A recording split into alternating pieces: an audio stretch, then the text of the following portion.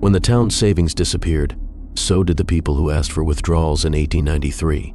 An Arkansas banker didn't just steal his town's savings, she vanished the people who demanded their money back. The townspeople trusted him with everything they had, but when the bank's vaults were empty, so were the streets. This wasn't just a financial collapse, it was a cold, calculated act of destruction. A man who built his empire on trust was about to shatter everything. How far would he go to cover his tracks? Stick around because you won't believe the terrifying truth behind his deception. In the small town of Arkansas, he was more than just a banker. He was their protector, their guiding force. Everyone knew the name of Edward Cartwright.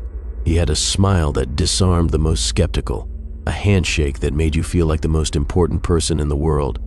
He wasn't just a businessman, he was the embodiment of stability, a man with an iron grip on the town's finances, and yet an almost magnetic warmth about him that made him beloved by all. He arrived one winter morning, fresh-faced and full of promise. The townspeople, struggling with hard times, saw in him their salvation. They didn't just need a banker, they needed someone who would make them feel safe. And Edward, with his well-tailored suits and easy charm, was the perfect man to do just that. He knew how to win people over, how to make them feel like they were part of something bigger, something important. He made promises not just about money, but about a future where the town would thrive under his watchful eye. He quickly became the heart of the town, the man everyone turned to for advice, for help, for reassurance. He was the town's anchor, the steady force that everyone depended on. And why wouldn't they trust him? He was articulate, intelligent, and thoughtful. The bank he ran became a symbol of security. For the people of the town, it wasn't just a place to store their savings, it was a haven. But beneath the charm, something darker simmered. It was subtle at first, nothing overt, nothing that screamed danger. He was too polished, too perfect. It didn't take long for people to start confiding in him about their deepest anxieties, their fears, their dreams. Edward listened, nodding with a smile, always a perfect confidant. What the townspeople didn't realize was that every word they said was a thread in the web he was spinning. What he didn't know was that the man he thought was his ally had already started to see through him, and that realization would be the first step in his downfall. The first person to notice something was off was Henry, a local businessman who had known Cartwright for years. Henry had built his fortune from the ground up, and he had a keen eye for people. At first, he couldn't put his finger on it, but there was something about Edward's calm, disarming presence that unsettled him. Edward's kindness felt calculated, like an act performed for an audience. But Henry, for all his sharpness, couldn't bring himself to voice his concerns. After all, Cartwright had done so much for the town, hadn't he? But the cracks in his perfect facade were beginning to show, and it wouldn't be long before the truth would shatter everything. As the months went by, the town became more and more reliant on the bank. They trusted Cartwright with everything they held dear. Savings, investments, dreams of a better future all placed into his hands. He made it seem so easy, so safe. He would whisper assurances to the concerned, offer loans to the struggling, and give advice to the hopeful. He made them believe in him, believe in the future he promised. He was their hero, their savior. But behind closed doors, Edward was already plotting. He wasn't just after money, he was after control. The money was a means to an end, a way to gain even more influence, more power. Each transaction, each loan, was part of a larger strategy. The more people trusted him, the more he could control. The more power he had, the more people became like puppets on his strings. What he didn't know was that the very thing he relied on, his charm, was about to betray him. It started with whispers, small, quiet rumors. Have you noticed how Hez always around when things go well, but when things go wrong, Hez nowhere to be found? But no one dared to say it out loud, at least not until things started to fall apart. The bank's vaults, once full, began to grow emptier and emptier. People started coming in asking for their money. They needed it. They had worked hard for it. And yet, each time, they were met with empty promises. The funds are being processed, he'd say with a smile. Everything's fine. Just wait a little longer. But the longer they waited, the more they began to see through the facade. Edward's reassuring smile started to feel hollow. The charming man they had trusted was now evading their requests, deflecting their concerns, and pushing them away with promises he couldn't keep. The tension in the town grew thick. People began to talk. They noticed that the same excuses were being given again and again, but the money never materialized. And then, just when the whispers began to turn into murmurs, a man named Thomas, one of the town's wealthiest landowners, decided to confront the banker directly. Thomas wasn't someone to be easily swayed. He was used to people being straightforward with him. and he expected the same from the banker. He walked into the bank with a simple request to withdraw his money. He had trusted Edward with his entire fortune, but something didn't sit right, and when the banker hesitated, when he stammered, that was when the first seed of doubt took root in Thomas' mind. But this was no accident. This was a carefully orchestrated disaster, a nightmare designed to break the town piece by piece. Edward, still smiling, promised Thomas that his money would be ready by the next day. "It's just a formality," he said, his voice smooth, but there was a flicker in his eyes. For the first time, Thomas saw it. The mask had slipped. There was something cold behind those eyes. He left the bank feeling uneasy, but he told himself it was just a misunderstanding.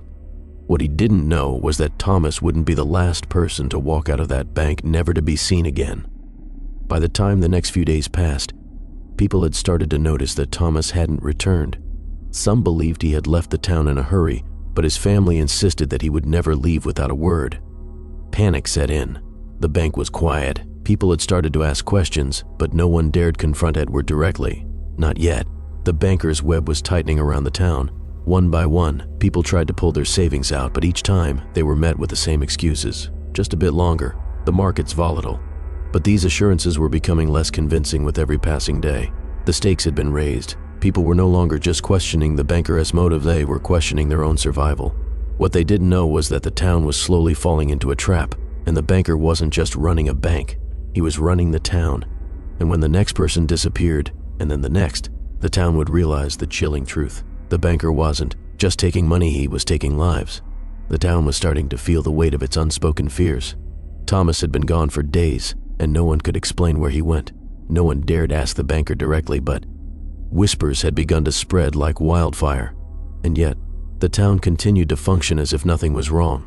The bank was still open. The promises kept coming. Edward Cartwright still smiled at them from behind his polished desk, and the townspeople blindly still trusted him. But there was a dark cloud hanging over them, one that they couldn't quite shake. The tension was palpable. People who had once been proud of their savings began to feel uneasy about their investments, their homes, their future. What if it all disappeared? What if it was all an illusion? They had entrusted Edward with everything, and now they were starting to wonder if they had made a terrible mistake. But this was no accident. This was a carefully orchestrated disaster, a nightmare designed to break the town piece by piece. Edward knew the stakes were rising. He had sensed the growing unease in the air. It wasn't just about money anymore, it was about control. The longer the town stayed in the dark, the more power he had. People didn't understand that the bank was more than just a financial institution, it was the key to everything. And Edward had built it not to save the town, but to consume it. For weeks, the story stayed the same. People came in to withdraw their money, only to be met with more and more excuses. The funds weren't available, the markets are fluctuating, the accounts are temporarily frozen. But don't worry, we're handling it. Each time the townspeople left, confused but hopeful. They wanted to believe in him. They needed to. But with each passing day, the promises felt emptier. Then came the day when the first real crack appeared. It wasn't Thomas' disappearance that did it, but the slow unraveling of the community's trust. One of the town's older residents, a woman named Margaret, arrived at the bank with her savings in hand. She had built her life on hard work, and every cent she had put in the bank had come from years of sacrifice. "Edward," she said, her voice shaking with anxiety, "I need my money. My daughter's ill, and I need to help her. Please, I don't know what else to do." Edward smiled, but it wasn't the smile she was used to. This one was colder, more rehearsed. He told her not to worry. "Of course, Margaret. Everything will be just fine. We're only going through a brief delay. He'll make sure it's taken care of." But Margaret wasn't buying it anymore. She stood there staring at him, her old eyes narrowing. Something about him seemed different. The smooth words, the calculated charm. It was all too much. "Don't lie to me, Edward. Where's the money?" she demanded, her voice growing stronger. For the first time, she saw the banker flinch. For a split second, there was a crack in his perfect facade. The smile faltered, and his eyes, usually so calm, now showed something darker, something desperate. But just as quickly, he regained his composure. "Margaret, please. I'm only asking for patience. Everything will be fine, trust me." Margaret left the bank, but the seed of doubt had been planted. She wasn't the first, and she certainly wouldn't be the last. And though she said nothing, others started to notice. What he didn't know was that the cracks in the illusion were becoming impossible to ignore. Word spread. People stopped coming to the bank not because they had given up, but because they were too afraid to ask. It wasn't just that their money was disappearing, it was that they didn't know who to turn to anymore. The town that had once been, full of life and promise, was slowly being eaten from the inside out. Edward's calm demeanor began to fray, just a little. He'd been so sure of himself, so certain that no one would ever question him. But now, with every withdrawal denied, with every question ignored, he could feel the walls closing in. The people were beginning to feel the weight of their own distrust, and that's when Edward knew it was time to act. He needed to regain control, to reassure them, to make them feel safe again. So, he did what he did best. He played the part of the concerned leader. He called a town meeting, gathering everyone in the main square. The air was thick with anxiety as the townspeople took their seats, wary eyes fixed on the man who had once been their savior. Edward stood at the front, wearing his usual smile, but now it seemed forced, almost mechanical. He raised his hands for silence. "My dear friends," he began, his voice carrying over the crowd. "I know many of you are concerned about the state of the bank, but I assure you, everything is under control. I've made arrangements. This delay is temporary, and soon, everything will be right as rain." The crowd murmured, unsure. He continued, "I ask you to trust me a little longer. I've been through hard times before, and we've come out stronger. Together, we can weather this storm." The people listened. They wanted to believe him, and many did, desperately. The town's economy, its very foundation, depended on it. But what they didn't know was that the storm wasn't going to pass. It was going to swallow them whole. The meeting ended with little more than empty assurances. Edward had done what he needed to do. The people felt a little less uneasy, but they were still nervous. They were still questioning everything. And that was when the second man vanished. It wasn't anyone particularly important, just a local farmer named Bill, someone with a modest savings who had asked for his money back after hearing the rumors. He walked into the bank one morning and simply never returned. His wife, frantic, went to the bank to ask about him, but the banker gave the same empty excuse. Bill was probably on a trip. There was no need to worry. But Bill never came back, and soon, whispers about the banker's true nature began to swirl again. People started to wonder if the disappearances were connected. Edward didn't know it yet, but the fear was already spreading, infecting the town like a disease. And this time, no amount of reassurances would keep the storm from breaking. Then came the most devastating news of all. The money was gone. Not just from one account, not just a few savings. The entire town's bank accounts had been drained. It wasn't just that the withdrawals couldn't be processed, it was that there was nothing left to give. The vault was empty. The banker had disappeared without a trace, just as quietly as he had come. The townspeople were paralyzed with shock. Panic swept over them like a tidal wave. They weren't just losing their money, they were losing everything. Their future, their stability, their sense of safety. But there was no sign of Edward, no explanation, no answers. And it wasn't just the bank that was falling apart. It was the town. The people were beginning to realize they had been nothing more than pawns in a Gamea game they hadn't even known they were playing. The town had gone from disbelief to sheer panic. The once bustling streets, filled with life and hope, now felt eerily empty. The windows of the bank stood dark, a hollow reminder of the trust that had been shattered. And still, the question lingered in the air. Where was Edward Cartwright? In the weeks that followed, the town was consumed by confusion and fear.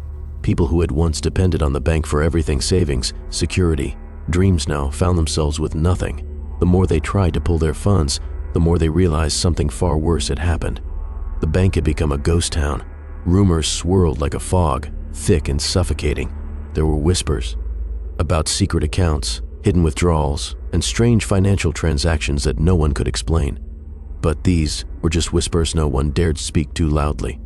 No one dared to challenge the man who had once been the town's savior. No one, except for Henry. Henry, the sharp-eyed businessman who had always been skeptical of Edward from the start, was the first to openly ask the question no one else dared to voice. How had he done it?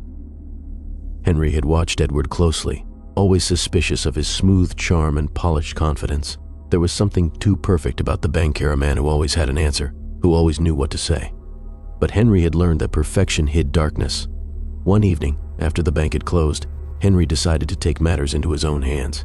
He went to the bank, telling no one, and slipped through the back door he knew so well. It wasn't locked. Edward's carefully cultivated illusion of control had left the doors wide open, as if the banker had nothing to fear. The vault was still there, but empty. Nothing, not a single dollar. But what he didn't know was that this discovery would only open the door to a nightmare far worse than anything he could have imagined.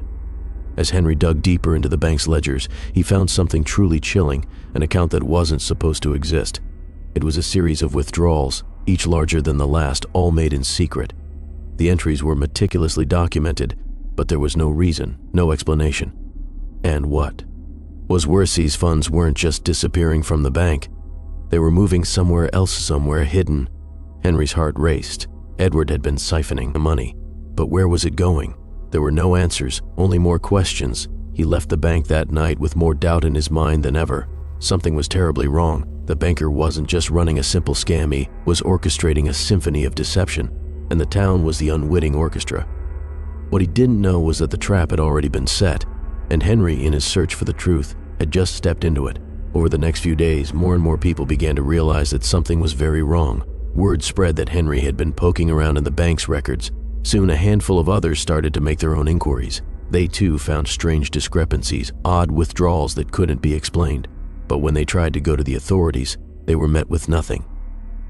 The sheriff, a longtime friend of Edward's, was strangely silent on the matter. No one would speak up. It was as though a veil had been pulled over the town and no one was willing to acknowledge the truth that was staring them in the face. The few who dared speak out were quickly shut down by the people who had once supported them. For them, the bigger problem wasn't lost customers, it was the growing realization that their town was no longer a safe place. The people who had once trusted Edward were now paralyzed by fear, unsure of who to trust, unsure of what was real. As the fear grew, so did the pressure. People who had once been loyal to the banker were now beginning to speak in hushed tones about his true nature. But Edward wasn't done. No, this was just the beginning of his nightmare, and soon no one would be able to stop it. Then came the first shocking twist. Henry disappeared. Just like that. One minute he was there, digging into the secrets of the bank, and the next, he was gone without a trace. His house was locked, his belongings left behind. No one knew where he had gone. The only clue was a single cryptic note that read, "He knows, don't ask." The disappearance sent shockwaves through the town. The truth, once only whispered, was now staring them all in the face. The banker had orchestrated everything, and he wasn't done yet. What they didn't know was that Henry's disappearance was just the beginning of a far more twisted plan. As more people began to question their faith in Edward, his grip on the town began to slip. The banker's calm demeanor began to show cracks. At first they were small, an errant glance, a nervous gesture. But soon they grew larger until his entire persona seemed like a carefully constructed lie. What he didn't know was that the people he had carefully manipulated were starting to realize that their worst fear wasn't the loss of their money, it was the realization that they had trusted a monster. The banker's world was crumbling, and for the first time, he felt the pressure. He had built this empire of lies, this web of control, but the foundation was fragile. The moment someone pulled on one thread, the whole structure would come crashing down. Then came the final blow, the second disappearance. A woman named Lucy, a local teacher and mother of two, walked into the bank one afternoon with a sense of urgency. She needed to withdraw her savings for an emergency. Edward promised her he'd take care of it, but Lucy, unlike the others, wasn't content with empty promises. She pushed for answers. She demanded to see where the money was, and just like that, she vanished.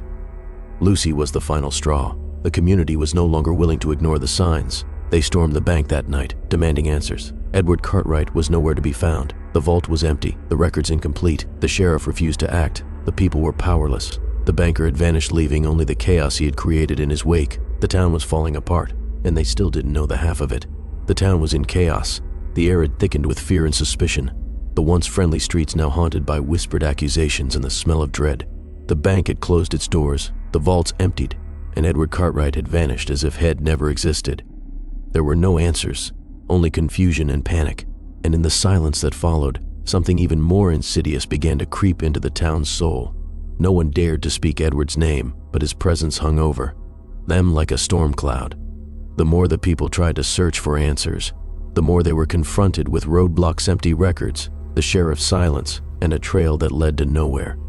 The disappearance of Henry had sent ripples through the community, and Lucy's vanishing had finally shattered whatever was left of their belief in safety. But it wasn't just the fear of losing money that gripped the townspeople now. It was the creeping realization that they had been duped, played like fools in a game they didn't even know they were part of. They had trusted Edward, But trust wasn't just broken, it had been systematically destroyed. The survivors, the few who hadn't been directly affected by the banker's deceit, began to grow restless. They wanted answers. They needed justice. But the very system they had depended on had failed them. No one could be trusted anymore.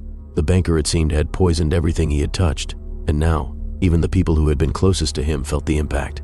Friendships had frayed. Families had turned on each other. What the banker didn't know was that the pain he had caused wouldn't just vanish with his disappearance, had left a wound that would never heal. And that was when Sarah, a young widow who had lost her life savings to Edward's charm, decided she couldn't stay silent any longer. Sarah had been one of the first to place her trust in Edward, and for a while, it had seemed like the right choice. She had invested in the bank to secure her future, to ensure that her children would never have to worry about money. But now, her savings were gone, her future in tatters, and worst of all, she couldn't get anyone to take her seriously. The bank's records were either gone or fabricated, and every time she knocked on doors, she was met with resistance. But Sarah wasn't about to give up. She had seen through Edward's smooth facade when others had been too blinded by his charm. She had watched as people lost their voices, their ability to fight back.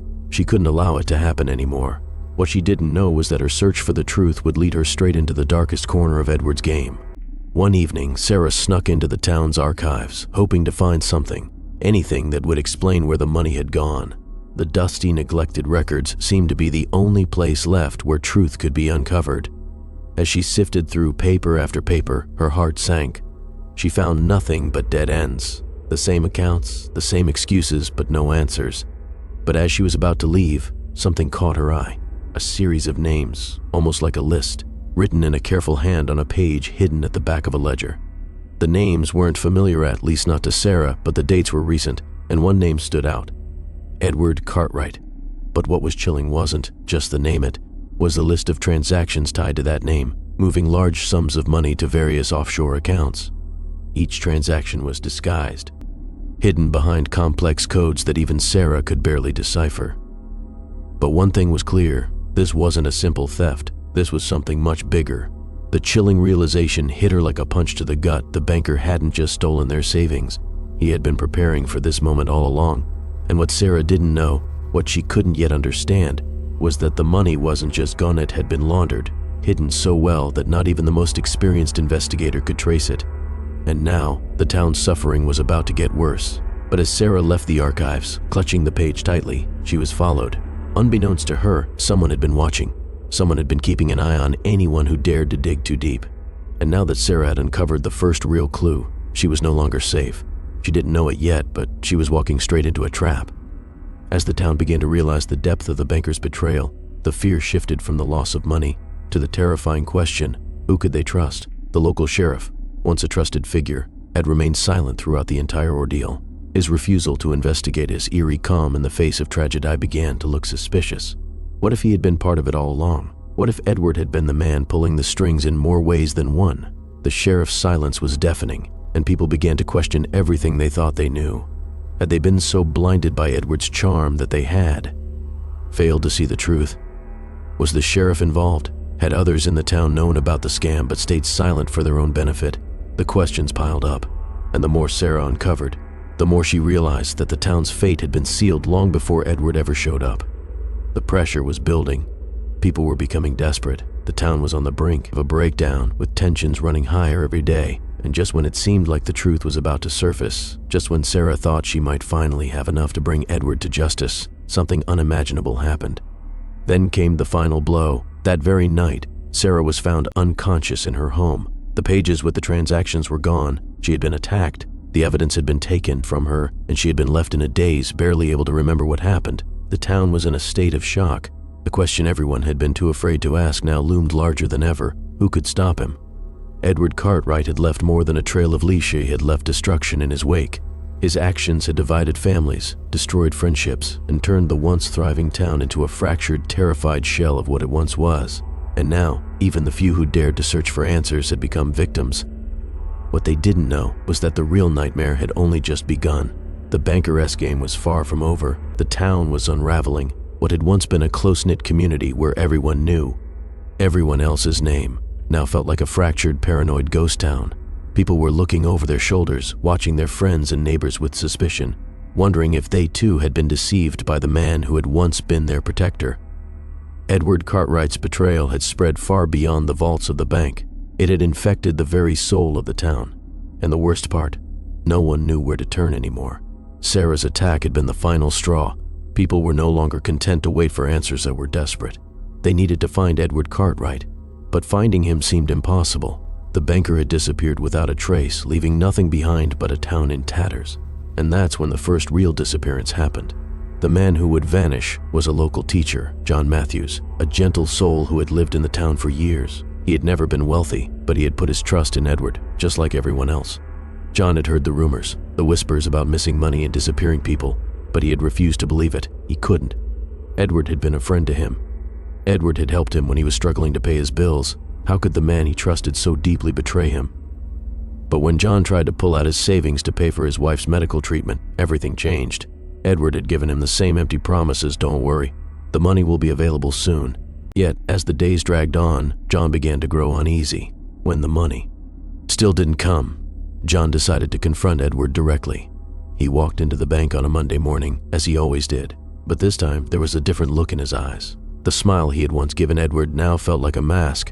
He wasn't going to be turned away again. He wasn't going to be pacified with more excuses. But what he didn't know was that Edward was ready for him. The banker's smooth demeanor hadn't faltered, but as John demanded answers, the tension in the air grew thick. Edward smiled, his eyes betraying a flicker of irritation, but the mask never slipped completely. He told John to come back the next day. "Just a little longer," he said. "He'll make sure everything is fine." John left the bank, feeling something he hadn't felt before, a deep, unsettling dread. He had always trusted Edward, but now he wasn't so sure. He walked home, but he never made it inside. John Matthews disappeared. No one saw him leave. No one heard from him again. At first, his family thought he had simply gone away to work out his issues on his own. But as the hours turned into days and then into weeks, the questions started to rise. Where was John? Had he left town, or had something darker happened to him? The townspeople began to search, but there was nothing, no trace of John Matthews. His house remained locked, his belongings untouched. There were no signs of a struggle, no evidence of foul play. It was as if he had simply vanished into thin air. But Edward Cartwright, he was nowhere to be found either. He had vanished just as completely as John, leaving behind a town gripped by fear and confusion. What they didn't know was that John's disappearance wasn't an accident, it was the first step in a much darker plan. As the days turned into weeks, the disappearance of John Matthews weighed heavily on everyone. People began to talk more openly about the banker's strange behavior. They started to piece together the clues, the lies, the empty promises, and the more they spoke, the more they realized they had all been duped. The sense of betrayal was unbearable, but nothing could compare to the horror that was about to unfold. Sarah, still recovering from her attack, began to piece together the last few fragments of Edward's twisted game.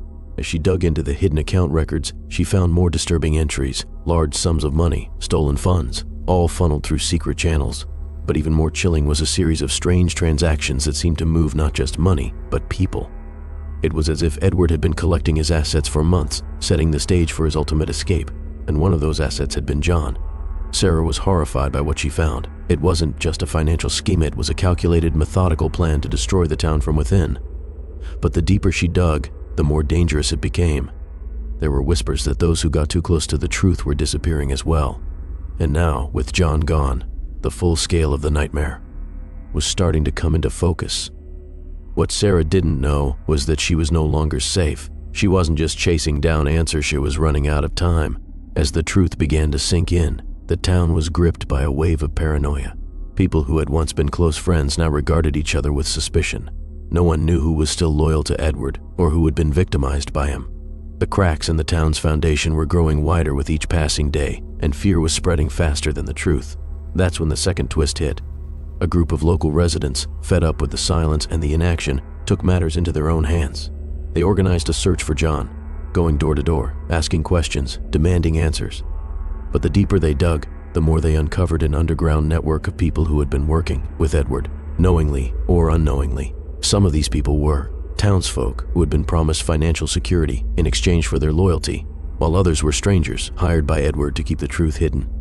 But just as they began to piece together the final part of the puzzle, something even worse happened. The group's leader, a woman named Rachel, disappeared. No one saw her go. One moment she was speaking to the group, urging them to keep searching for the truth, and the next, she was gone. The town was officially in a state of panic. People were starting to realize the full scale of the deception, but they were also starting to realize something darker. Edward hadn't just taken their money, he had stolen their trust, their hope, their peace of mind. And now, there was no one left to stop him. The fear was now a living, breathing thing smothering the town. The people were beginning to question everything, not just about the bank, but about each other. Was anyone safe? Could they trust anyone? Or was everyone, even their closest friends, a part of the game Edward had been playing all along? And then came the final chilling truth. Edward Cartwright wasn't just running away, he was already planning his next move.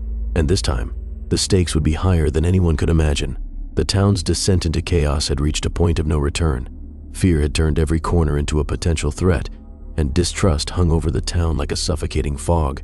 People no longer spoke to each other the way they used to. Neighbors who had once been friends now looked over their shoulders, wondering if the person next to them was in on it too. The whispers about Edward Cartwright had grown louder, more frantic, but still, no one could explain where he had gone or why. But in the midst of all this uncertainty, something strange happened. As the weeks dragged on, a strange calm began to settle over the town. It wasn't pets, it was an eerie stillness, a quiet that blanketed the entire community like the calm before a storm. The people knew something was coming. They just didn't know when or what. And then, one evening, a letter arrived at the sheriff's office. No one knew who had sent it or why it had been addressed to him specifically, but it was clear that it was meant to be read. It was short, but chilling in its message. The money is safe. I will return soon. It's all part of the plan. Trust the process. The sheriff, who had been silent up until this point, stood there, reading the letter over and over. The town had been growing more frantic with every passing day. They were all waiting for something to happen, anything. They needed to know who was behind the disappearances, the lies, and the deceit. And now, this letter had arrived with the one thing they had all been hoping for: answers. But instead of offering clarity, the letter only deepened the mystery. Trust the process. What process? Who had sent this, and what did it mean? The sheriff stared at the paper, his mind racing. The silence in the town was thick, like a waiting predator, and something in that letter made him realize that it wasn't over. Far from it. But the letter wasn't the only thing that had been discovered. Sarah, still recovering from the attack and now growing more determined than ever, had been piecing together fragments of Edward's hidden operations. She had gone through the old files, each one more disturbing than the last, and uncovered something shocking. Edward had been using the money to set up a secret operation, a hidden network outside the town, linked to people he had been working with in the shadows. The web was more intricate than anyone had imagined. The money had been funneled through a series of shell companies and untraceable accounts, leaving no trail behind. But what Sarah found next was more disturbing than anything she could have prepared for. Edward had been buying influence, political power, people on the inside, allies who would help him cover his tracks and escape without anyone noticing. The banker wasn't just a thief, he was a puppet master, and everyone in the town, from the sheriff to the wealthiest landowners, had been his puppets. Sarah's blood ran cold as she realized the full scope of Edward's plan. He hadn't just stolen their money, he had stolen their trust in everything. In the system, in the government, in each other. She couldn't let it end like this. The people of the town deserved to know the truth. They deserved justice. But as she stood there in the dusty archives, piecing together the truth, she heard a sound behind her, a rustling, soft but deliberate. Before she could turn, someone grabbed her from behind, pressing a hand over her mouth. What she didn't know was that the person who had been watching her wasn't just a stranger, it was someone she had once trusted. The world spun around her as she struggled, but her vision blurred, and then everything went black. When Sarah awoke, she was alone, but not in the archives. The place was different. This wasn't the quiet, familiar town. She was in a small, dimly lit room, and her hands were bound to a chair. She was dizzy, her head pounding. But as her mind cleared, she realized the truth. She had been kidnapped. And the worst part? She wasn't alone. Across the room sat a man, his back turned. He didn't look familiar, but there was something cold about him. The room smelled faintly of damp earth and metal. Sarah's heart raced as the man slowly turned around to face her. He wasn't Edward, but he might as well have been. The same calm, unsettling smile, the same predator's eyes. "You're awake," he said, his voice low and emotionless. "You've been asking too many questions, Sarah." The realization hit her like a ton of bricks. The people behind all of this weren't just in the shadows, they were in plain sight. They had orchestrated this entire thing. Edward Cartwright wasn't just a man, they were a network, a well-oiled machine designed to pull every string, every thread, until everything was under their control. And now Sarah was in their hands. But then came the twist. As Sarah struggled against her restraints, she managed to get a glimpse of something in the man's hand, a letter, the same letter she had seen before, the one addressed to the sheriff, the one that had set everything in motion. "I've read the letter," Sarah said, her voice barely above a whisper. "What does it mean?" The man's lips curled into a sinister grin. "You've been looking in all the wrong places. Edward Cartwright isn't the leader, Hez the puppet." For a moment, time seemed to stop. The weight of his words hung in the air, suffocating. Edward was the puppet. The man continued, his tone chilling. "You're right to be afraid, but it's too late now. This town is already ours. Edward was just the beginning. You can't stop us." Sarah's heart pounded in her chest as she realized the truth. Edward hadn't been the mastermind. He had been controlled. He'd been a tool, a figurehead. The true masterminds were still hidden, pulling the strings from behind the curtain, setting everything into motion. And now they had her. Before Sarah could react, the door to the room creaked open. The last thing she saw was the cold glint in the man's eyes before everything went dark again. Sarah's mind was foggy as she awoke, still bound to the chair in the dimly lit room. The events before had become a blur capture. The chilling man who had told her the truth about Edward, and then the darkness. Panic rose in her chest as she struggled against the ropes, her heart pounding. She couldn't afford to waste time. If she didn't escape soon, she would be lost forever, just like the others. She shifted her weight, trying to loosen the ropes, when the door opened again. This time, it wasn't the man who had captured Harriet, was someone she recognized, but not in the way she expected. Standing in the doorway was Sheriff Thomas, his face unreadable, his hand on the door frame, as if to ensure no one could come in or out. The same sheriff who had stayed silent through all the disappearances. The same sheriff who had never questioned Edward, who had let the town fall apart without lifting a finger. But now, as Sarah looked into his eyes, something was different. There was no remorse, no apology, only cold calculation. "Sheriff," she gasped, her voice hoarse. "What's happening? Why are you—" "You're too late," the sheriff interrupted, stepping further into the room. "You've been asking the wrong questions for too long, Sarah." Her stomach sank. She could feel the weight of his words settle like a stone. "What do you mean?" He glanced over at the man who had been standing silently in the corner. The man nodded, as if to signal that the next part of the plan had begun. The sheriff's lips twisted into a bitter smile. "You thought Edward Cartwright was the mastermind. You thought he was the one pulling all the strings. But that's where you were wrong." He paused, letting the words hang in the air, as if savoring the moment. Edward was just a pawn, and now you're going to understand why. Sarah's mind was spinning, trying to make sense of the revelation. You were involved in this? All along?" Sheriff Thomas didn't answer immediately. Instead, he crossed the room, standing just in front of her. "The truth is simple. The money wasn't just for Edward. It was for us all. The plan was always bigger than the bank. We needed control, and Edward was just the vehicle. But now, with him gone, the power is ours. Yours too, if you'll join us." Sarah recoiled, her eyes wide with disbelief. Join them? The realization hit her like a freight train. The sheriff, the people who had been protecting Edward all along, they were the real culprits. "You've been helping him all along. All this time, you were pulling the strings behind the scenes, using Edward to steal everything from this town," Sarah said, her voice rising in a mix of shock and anger. "You were the ones who manipulated us, used us. You've been feeding off our trust." The sheriff's expression didn't change, not just you, all of it. The town's money, the resources. You were naive if you think it was just about a few people. This town was ripe for the taking. You never suspected, but we controlled the system. We played the long game. Sarah felt her stomach churn. Her hands tightened around the ropes. "And now," she spat, "now that you have it all, what happens to us?" "We take it all," the sheriff answered coldly. "This town will be ours. We're the ones who'll rebuild it, reshape it the way we want. All the power, all the control." A surge of adrenaline coursed through Sarah. She couldn't just sit here and let them win. Her mind raced for a way out, but as she glanced around the room, her eyes locked on the small, barely visible piece of metal on the floor near her feet. It was the handle of a broken chair, sharp and jagged.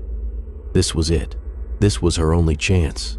As the sheriff continued talking, Sarah quickly shifted her position, silently reaching for the metal shard. She held it tightly in her hand. praying he wouldn't notice. And then, just as he turned to leave, she lunged forward, thrusting the shard toward the ropes binding her wrists. It cut through them in one swift motion. She was free. Before the sheriff could react, Sarah spun out of the chair, her heart racing, and bolted toward the door. She didn't look back. She didn't care if the sheriff was coming after her. She had to get out. She had to warn the town. The door slammed open as she ran into the hallway, and for a moment she felt the weight of the entire town on her shoulders. But she couldn't stop. Not now. She burst into the streets, her breath coming in sharp gasps as she ran. The town was alive with activity, people moving about, unaware of the danger that loomed over them. Sarah knew what she had to do. She couldn't let them fall into the hands of these monsters. Edward was gone, but the true battle was just beginning. Sarah found the town square where a small group of residents had gathered. She could see the fear in their eyes as they spoke in hushed tones. They'd been searching for answers, just like her, and now they were hearing the truth. But time was running out. She climbed onto the platform, her heart pounding in her chest. "Listen," she cried, her voice hoarse but urgent. Edward Cartwright wasn't the only one behind this. The sheriff is one of them. The people who let this happen are still here. The ones who betrayed you all are still pulling the strings. The crowd turned toward her, confusion and disbelief on their faces. But as Sarah scanned their faces, she saw something she hadn't expected. Hope. They were ready to fight. And just as she began to speak again, the final twist camera voice interrupted by a loud, familiar sound. A distant siren. They were coming for her. The town square was buzzing with panic. Sarah's warning had barely settled in before the sirens grew louder. The distant sound of approaching authorities brought a chilling sense of urgency. The sheriff's hand in the chaos wasn't going unnoticed any longer, and people were starting to connect the dots. The truth was out, but time was running out. As Sarah stood atop the platform, breathless, she saw the people around her starting to question their own safety. They had trusted the sheriff, their community leader, the man who had sworn to protect them. But Sarah had ripped the veil off, revealing something far darker. They had been living under the control of a puppet master, but now the puppets were starting to revolt. But it was too late for many to undo the damage Edward and the sheriff had caused. Sarah couldn't waste another moment. She had to make sure they didn't just let this slide into the background. "Sarah," came a voice from the crowd. It was Rachel alive. Sarah felt a rush of relief and confusion. Rachel had disappeared, had she not? Where had she been? Rachel was holding a crumpled piece of paper in her hands, her face pale. "I found something," she said, almost breathlessly, as she pushed her way through the crowd. "I found something that proves it wasn't just the sheriff. There's another layer, someone else. Pulling the strings." Sarah's heart skipped a beat. She was right to not trust the sheriff's words earlier. There was more, always more. Rachel handed her the paper. It was a letter signed by someone she didn't expect to see. It was from the state governor. The handwriting was unmistakable. It was formal, but it was clear enough. The town of Arkansas is to be restructured to align with new economic policy. Use the resources however necessary to achieve this. The letter was dated months before Edward had even arrived in town. Sarah's breath caught in her throat.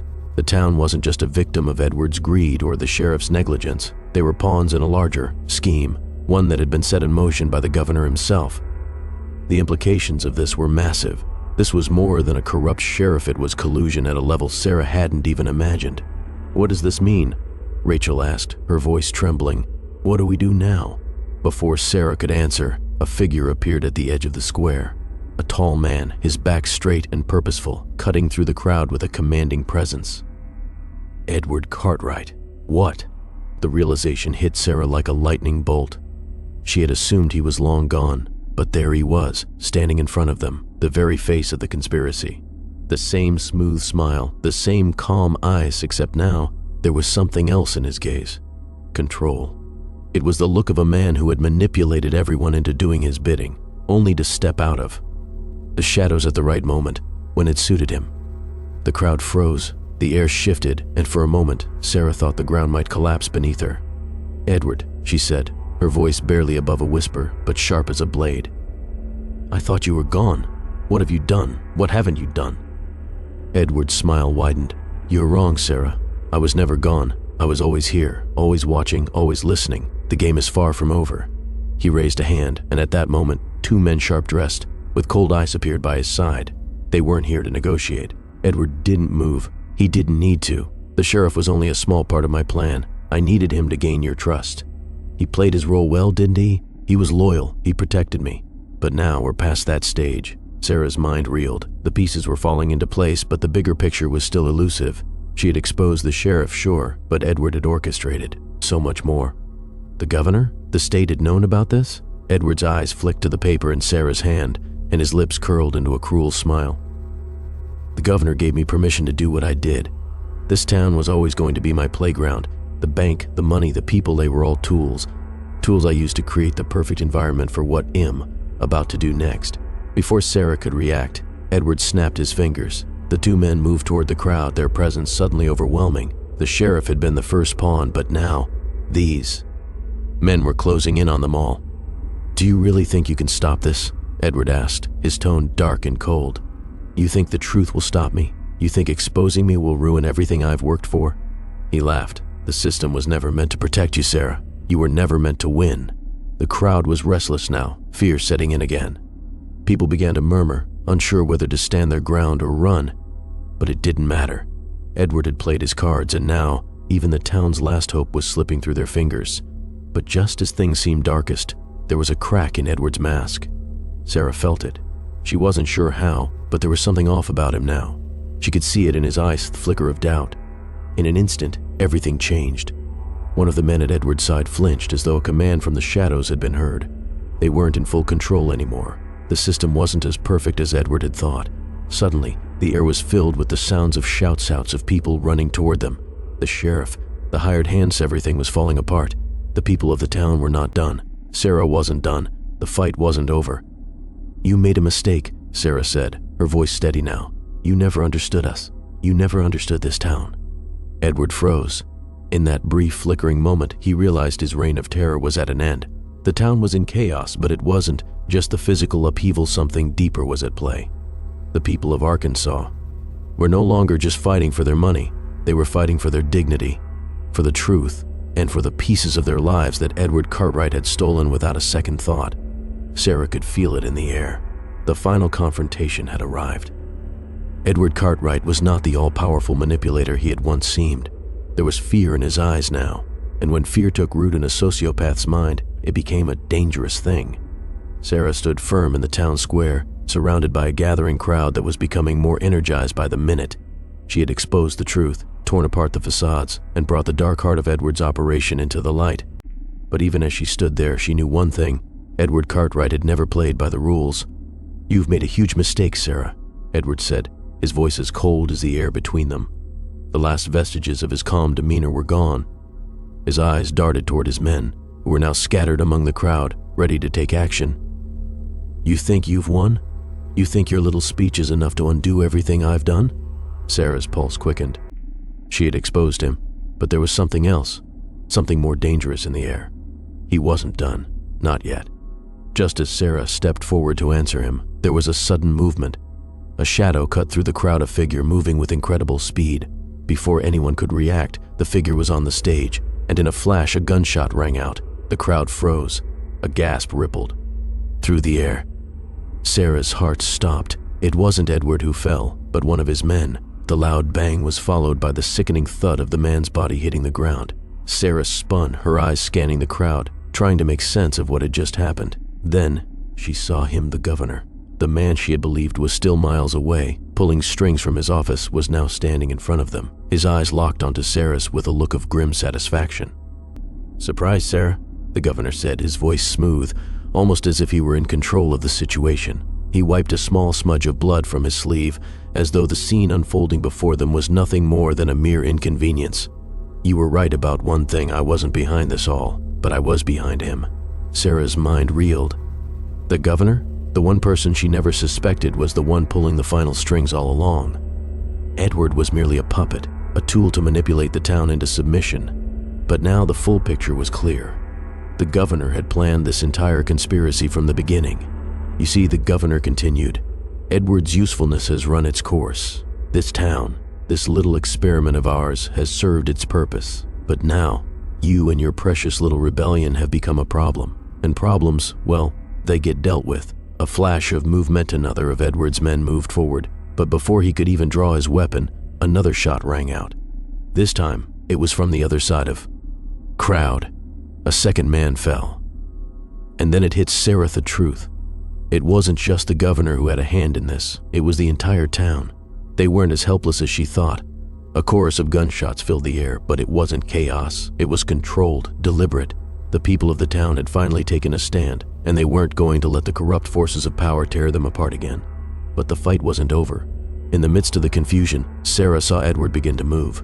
He was making a break for it, heading for the side streets, the shadows. If he got away, everything they had fought for would be meaningless.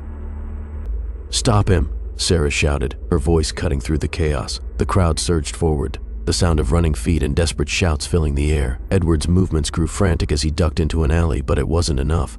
The town had turned on him. He was no longer a puppet master, he was just another man on the run. Sarah followed. Her legs were heavy, her body exhausted from everything that had happened, but she couldn't stop. Not now. Not when they were so close. Just as she turned the corner into the alley, she saw him, Edward Cartwright. His back was turned, but the fear was evident in his eyes as he realized that he had nowhere to go. The town had caught up with him. The people had caught up with him. He spun around, but it was too late. Sarah was already there, standing tall, her chest heaving with exhaustion. "It's over, Edward," Sarah said, her voice steady. "Your game is done." Edward, who had once been the master of control, now stood with nothing. No more lies, no more manipulation. The man who had stolen everything from this town was now the one who had lost it all. "You'll never get away with this," Edward hissed, but Sarah just shook her head. "No, you won't." And just like that, the power was broken. Edward Cartwright, the man who had controlled everything and everyone, was nothing more than a defeated man with no place to hide. As the sirens grew louder, signaling the arrival of the authorities, Sarah felt something deep within her, a sense of closure. The town was going to be okay. The people had taken back their future. The streets of the town were eerily quiet. The dust had settled, the gunshots had stopped, and the air was thick with the weight of everything that had just happened. Edward Cartwright, the man who had nearly destroyed them all, was gone. The sheriff, the governor, and the rest of their corrupt network were now either behind bars or on the run. But the question remained, what now? Sarah stood at the edge of the town square, looking around at the ruins of the once thriving community. It wasn't just the bank that had been emptied, it was the town's very spirit. People who had been neighbors were now strangers. Trust had been shattered, and the people were left to pick up the pieces. Her heart ached as she thought of everything they had lost: loved ones, homes, the sense of security that once came with living here. But there was something else she felt too: hope. It was fragile, but it was there. The people of Arkansas had fought back. They had reclaimed their future, and that was something no one could ever take from them. But the scars ran deep.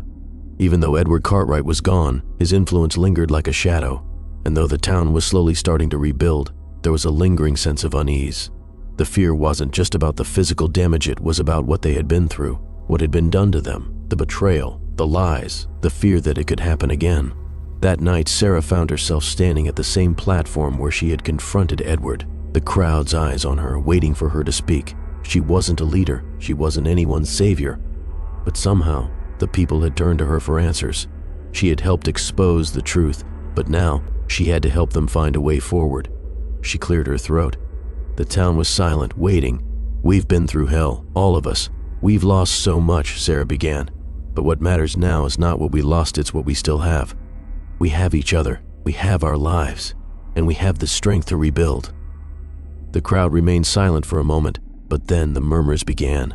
People were nodding, their faces filled with a new determination. It was the first step toward healing, toward regaining what they had lost. But Sarah knew that the journey wouldn't be easy. There would be questions, there would be obstacles. The corruption had run deep, and it would take time to untangle the web that Edward Cartwright had woven through the town. But it had to start somewhere. Then, as if the weight of everything that had happened finally caught up with her, Sarah turned and walked away from the platform. She had done all she could. She had fought the fight, but the healing would be in the hands of the town now. It was up to them to decide how they would move forward. Unexpected twist: as Sarah walked toward her home, something caught her eye. A small, folded piece of paper had been placed on her doorstep. She bent down, hesitated for a moment, and then unfolded it. It was a note. The handwriting was unfamiliar. "You think you've won. You think you've ended the game, but you've only scratched the surface. There's more to this than you'll ever understand." The note was signed with a symbolone that she had seen before but couldn't quite place. It wasn't Edward's handwriting, nor anyone she recognized in the town. The symbol was a twisted circle, almost like an Ouroboros, a serpent eating its own tail. The sense of unease returned, heavier than ever. Had they really defeated the entire network, or was there something even darker lurking beneath the surface? As Sarah stood there, staring at the note, she heard footsteps behind her.